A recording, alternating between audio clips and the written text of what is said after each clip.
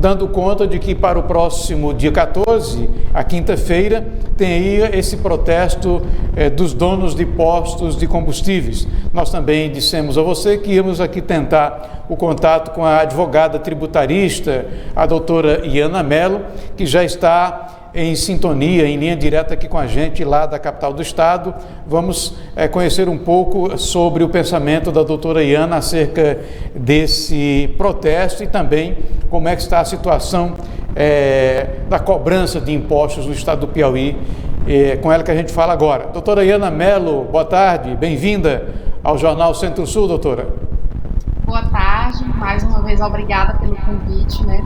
Sempre importante a gente estar atualizado sobre o que perpassa, né, no nosso estado, no nosso país, acerca das leis, acerca do direito, e principalmente aqui, que eu acho que é a questão, o cerne da questão, né, os impostos. Como é que estão os impostos, como é que estão sendo cobradas as tarifas, as alíquotas, e aqui, no caso concreto, né, em cima da gasolina.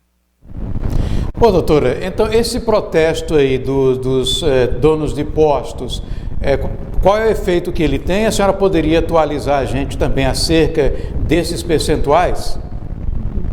Bom, a gente sabe, né, que toda mercadoria, e isso também vale para a gasolina, ela é composta de impostos estaduais, municipais e federais. No que tange aos impostos estaduais, principalmente o ICMS, o Piauí ele tem a maior carga tributária de ICMS do país. Então a gente já percebe que a nossa tributação, né, que o nosso governador incide diretamente sobre a gasolina. Isso incide bastante diretamente sobre a gasolina, que fica muito cara. Aqui, por exemplo, a gente já está em média R$6,40, R$6,50, beirando a R$7. Eu acho que em menos de 2 semanas a gasolina já pode ter esse aumento drástico, né, para R$7. E o que as pessoas, a população em geral, ela, por desconhecer o direito, ela acaba dizendo: meu Deus, esses postos de gasolina estão muito caros, eles estão cobrando muito, é um roubo para a população. Mas por mero desconhecimento, né? Porque o dinheiro que sai, o dinheiro que os postos de combustíveis acabam cobrando em cima da gasolina é tão somente uma consequência da alta carga tributária que eles sofrem ao comprar diretamente a gasolina para revenda. Então, essa campanha que os postos de gasolina, né, que o Sindipostos está fazendo com a adesão de alguns postos de gasolina aqui no Piauí, é justamente conscientizar que o preço da gasolina redistribuído nos postos não é um preço que eles colocam a bel prazer, não é um preço, está R$6, vai ficar R$7, infelizmente não, porque são capitalistas, malvadões que exploram a população. Não, é porque lá atrás, quando eles vão comprar essa gasolina diretamente do Estado, vem uma carga tributária altíssima por cima deles, né? Ainda mais com esse aumento do preço da Petrobras. Então, são várias alíquotas, são várias cargas tributárias que incidem sobre eles e, consequentemente, para ter um mínimo de lucro, é preciso colocar o preço da gasolina como está agora. E essa campanha, ela visa conscientizar a população justamente disso. Vai ficar um preço de R$3,50 para as pessoas saberem que, se não tivesse essa carga tributária tão alta, tão elevada em cima dos postos de gasolina, a gasolina sairia bem mais barata. Então, vai ser um dia, né, em que a população vai poder abastecer por carro 15 litros, né? Cada carro vai poder abastecer até 15 litros de gasolina no preço de R$3,50, ou seja, num preço isento de impostos, para as pessoas terem essa noção do quanto que a carga tributária é elevada, é alta, e o quanto a gente precisa pressionar as nossas autoridades para os impostos terem um destino correto, né, que devam ter, e não ir para os bolsos dos governantes, e sim para a população. Doutora Ana Mello, a senhora disse que o Piauí paga, na verdade, o maior percentual cobrado, né, incide sobre o litro de gasolina no Piauí. Nós temos aqui a maior carga tributária sobre os combustíveis do país. Uma campanha como essa, a senhora, na sua opinião, ela vai produzir um efeito, porque precisa haver uma ação continuada, não é, doutora? Para que efetivamente as autoridades possam se sensibilizar. Agora, será que é mesmo necessário que o piauiense seja obrigado a pagar quase o dobro do valor real da gasolina? Para isso inviabilizaria, se não fosse assim, o funcionamento do Estado, porque parece que há também aí uma destinação, a gente não tem conhecimento para onde vão esses recursos. O que a senhora sugere, assim, do ponto de vista de uma reflexão, de uma palavra para aqueles e aquelas que nos acompanham agora, como a gente deve se posicionar para obter mais informação, para nos tornarmos uma sociedade mais esclarecida e, portanto, mais cidadã?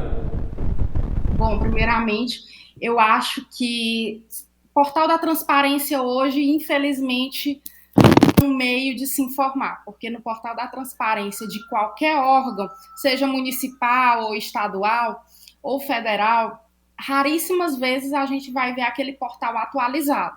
Então, infelizmente, o Portal da Transparência já não é uma forma de se informar.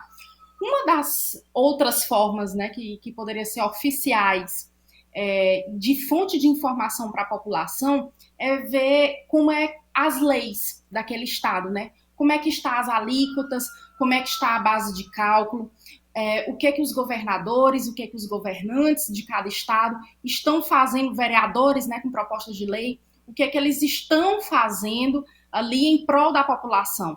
Como é que está sendo destinados os nossos recursos financeiros e administrativamente? Como é que está sendo feito toda aquela fonte e destinação dos nossos impostos? Está acompanhando canais extraoficiais, né? Como esse aqui, a TV Centro-Sul Picos, é uma excelente forma de fonte de informação, né? Buscar também conhecimento de contadores, advogados, especialistas na área tributária, na área legislacional, para a gente ter esse mínimo conhecimento básico que todo cidadão deveria ter desde a escola, mas que a gente sabe que é uma realidade ainda muito distante, né, de se alcançar. Você procurar as informações direto da fonte, você saber como é que funciona o mundo, pelo menos de forma básica.